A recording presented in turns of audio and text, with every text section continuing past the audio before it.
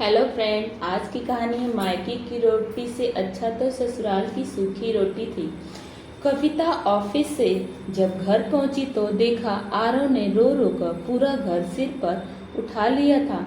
कविता को देखते ही उसकी मम्मी ने राहत की सांस ली और आरव को उसकी गोद में पकड़ाते हुए बोली, नाक में दम कर रखा इस लड़के ने, पलक में 1 मिनट के लिए भी चैन से पढ़ नहीं पाई है।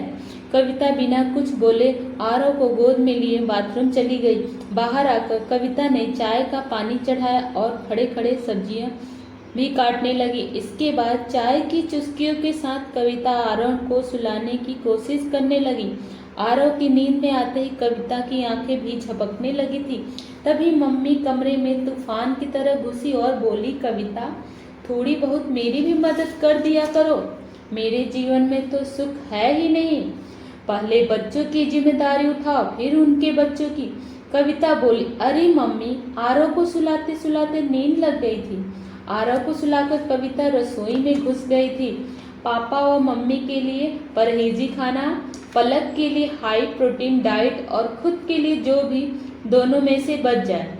जब कविता रात की रसोई समेट रही थी तब तक आरव उठ गया था। कविता की रोज की यही दिनचर्या थी बन गई थी। मुश्किल से 4 घंटे की नींद पूरी हो पाती थी। कविता ने आरव के लिए दूध तैयार किया और फिर धीरे से अपने कमरे का दरवाजा बंद कर लिया था। अगर आरव की जरा भी आवाज बाहर जाती थी तो सुबह मम्मी उस पर चिल्लाने लगती थी। कविता की जिंदगी कुछ समय पहले तक बिल्कुल अलग थी। कविता थी एकदम बिंदास और अलमस्त, दुनिया से एकदम बेपरवाह। लंबा कद, गेहूं जैसा रंग, आम के फांक जैसी आंख, मंद मुस्कान और घुंघराले बाल। हर कोई कॉलेज और दफ्तर में कविता का दीवाना था, मगर कविता थी दीवानी अभय की। अभय उसके साथ ही इंजीनियरिंग कॉलेज में था। साथ ही दोनों की मित्रता गहरी होते होते प्यार में परिवर्तित हो गई थी। कविता के मम्मी पापा अभय के घर गए थे और अभय के मम्मी पापा के तेवर देखकर उन्होंने कहा, कविता को आगाह कर दिया था, बेटा ऐसा प्यार बहुत दिनों तक नहीं टिकता है। हमारे यहाँ प्यार 2 लोगों के बीच नहीं बल्कि 2 परिवारों के बीच होता है। हमारा और उनका परिवार काफी भिन्न है। मगर उस समय तो कविता को कुछ समझ नहीं आ रहा था। आखिरकार कविता ने अपने परिवार को मना ही लिया था और इधर अभय का परिवार बड़ी बेदली से तैयार हो गया था। जब कविता और अभय हनीमून पे गए तो कविता को अभय का व्यवहार अजीब सा लगा। कविता पुरुष स्त्री के रिश्ते से अब तक अनभिज्ञ थी। अभय ने जाने क्यों प्रेम कीड़ा के दौरान हिंसक हो उठता था। कविता पूरी तरह संतुष्ट भी नहीं हो पाती थी और अभय मुंह फेर कर सो जाता था। हनीमून से वापस आकर भी अभय के व्यवहार में कोई परिवर्तन नहीं आया। कविता को समझ नहीं आ रहा था कि वह क्या करे और किससे बात करे। अभय का परिवार कविता को हमेशा नीचा दिखाता था और अभय चुपचाप सुनता रहता था। अगर कविता अभय से बात करने की कोशिश करती तो अभय कहता, मम्मी पापा ने हमारे फैसले का सम्मान किया है। अब एक बहू के रूप में तुम्हारी जिम्मेदारी है कि तुम उनका दिल जीत लो। कविता एक ऐसे चक्रव्यूह में फंस गई रह गई थी। दफ्तर के 8 घंटे होते थे जो वह खुलकर सांस ले पाती थी। रात में अभय कविता के शरीर को रौंदता था और दिन में उसके बाद कविता को एक बात तो समझ आ गई थी कि चाहे लव मैरिज हो या अरेंज मैरिज, समझौता हमेशा लड़की को ही करना होता है। इसी बीच कविता गर्भवती हो गई थी। कविता को लगा शायद अब उसके विवाह की जड़ें मजबूत हो जाएगी, लेकिन आरव के जन्म के बाद भी समस्या ज्यों की त्यों बनी रही थी। अब कविता की जिम्मेदारी और अधिक बढ़ गई थी। रात आरव और घर की जिम्मेदारी और दिन में दफ्तर देखते देखते कविता एकदम कंकाल जैसी हो गई थी। विवाह के 1.5 वर्ष में ही अभय कविता के लिए एक पहेली बनकर रह गया था। धीरे धीरे कविता को समझ आ गया था कि अपनी मर्दाना कमजोरी को छुपाने के लिए उस पर हावी रहता था। अभय कविता भरसक प्रयास करती थी। उसकी किसी बात से अभय की मर्दानगी को ठेस न पहुंचे। मगर जब एक दिन अथी हो गई थी तो कविता अपना सामान और आरव को गोद में लेकर अपने मायके आ गई थी।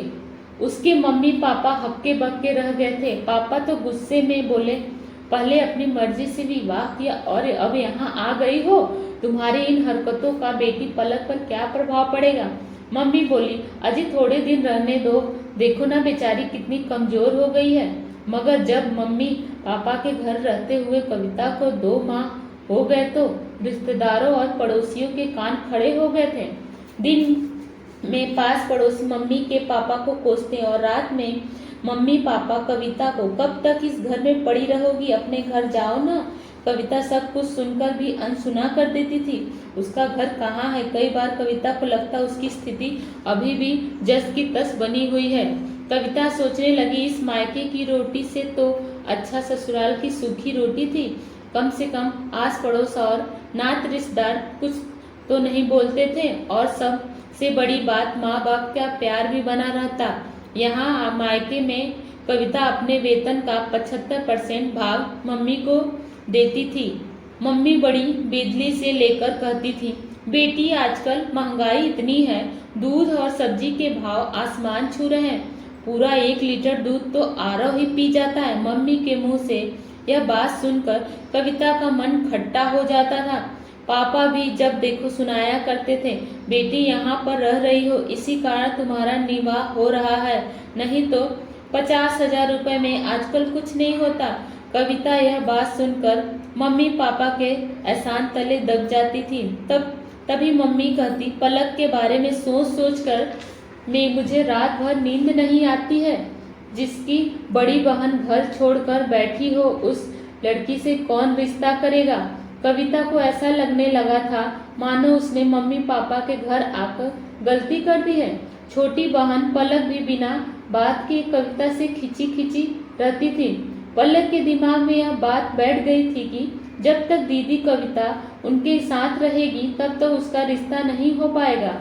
आज भी लड़के वाले पलक को देखने आ रहे थे। कविता जब दफ्तर जाने लगी के लिए तैयार हो रही थी, मम्मी बोली, आज जल्दी आ जाना, घर के काम में थोड़ी मेरी मदद कर देना। कविता झिझकते हुए बोली, मम्मी आज तो मेरा मीटिंग है। गुस्से में बोली, क्या क्या करूंगी अकेले, आरव को संभालू या मेहमानों को। कविता बोली, मम्मी मैं आरव को किसी सहेली के घर पे छोड़ दूंगी। पापा तुनकते हुए बोले, आरव के लिए किसी मेड का इंतजाम कर देना, मेरी और तुम्हारी मम्मी की अब उम्र नहीं है छोटे बच्चे की जिम्मेदारी उठाने की। पलक बोली, देखो दीदी आप अच्छा खासा कमाती हो, कम से कम आरव के लिए एक मेड तो रख सकती हो। खैर दफ्तर जाकर कविता ने जल्दी जल्दी काम निपटाकर और फिर छुट्टी लेने के बाद घर आ गई।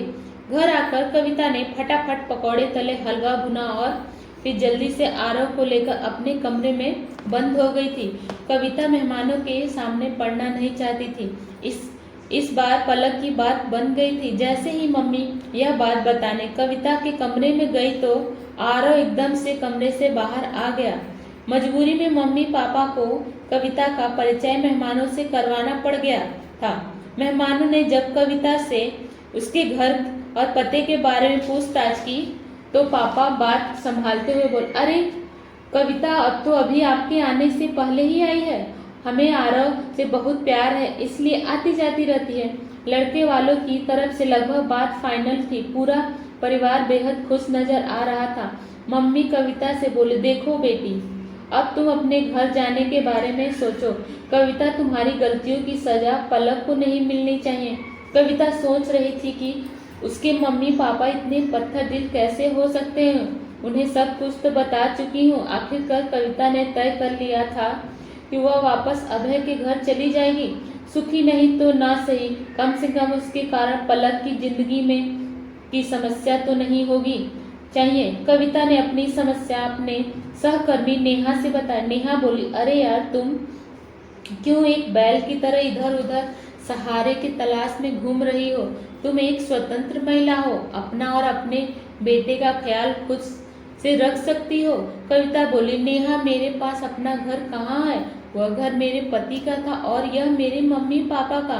मैं कैसे आरव को लेकर अकेली रह सकती हूँ। नेहा हंसते हुए बोली, बेवकूफ लड़की, अपनी मर्जी से विवाह करना एक गलत फैसला हो सकता है, मगर यह कोई ऐसी गलती नहीं है कि तुम्हें इसकी सजा मिले। इन सामाजिक बेड़ियों से बाहर निकलो, अपने आप को और अपना घर खुद बनाओ। वैसे नेहा दफ्तर में एक चालू महिला के रूप में मानी जाती थी, क्योंकि वह अपनी जिंदगी को अपने हिसाब से जीती थी, लेकिन जिंदगी के इस मुश्किल दौर में नेहा ही थी जो कविता की बेबसी की समझती थी और उसके ढाल बनकर खड़ी हुई थी। कविता को नेहा से दोस्ती करते बाद यह बात समझ आ गई थी कि हर स्वतंत्र महिला को समाज में चालू की संज्ञा दी जाती है। नेहा की हिम्मत देने पर ही कविता अपने बेटे को लेकर मम्मी पापा घर छोड़ने का फैसला कर लिया था। नेहा ने ही आगे बढ़कर कविता को एक वकील से मिलवाया और कविता अभय से अलग हो गई। नेहा ने जब कविता को उसके किराए के फ्लैट की चाबी पकड़ाई तो कविता की आंखों में आंसू आ गए थे।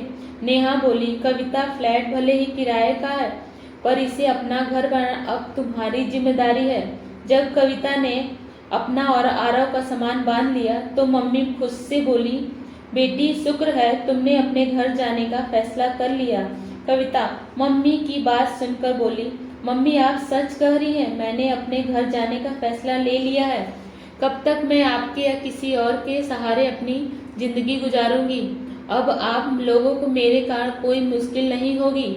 आरव मेरी जिम्मेदारी है, इस जिम्मेदारी को खुद से पूरा करूंगी। इतना कहते हुए कविता आंखों में आंसू लिए बाहर निकल आई और अपने छोटे से घर में बेटे आरव के साथ खुशी खुशी रहने लगी।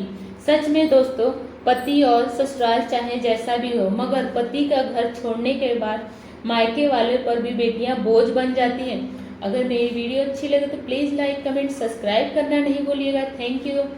वीडियो को जरूर सब्सक्राइब करिएगा। Thank you.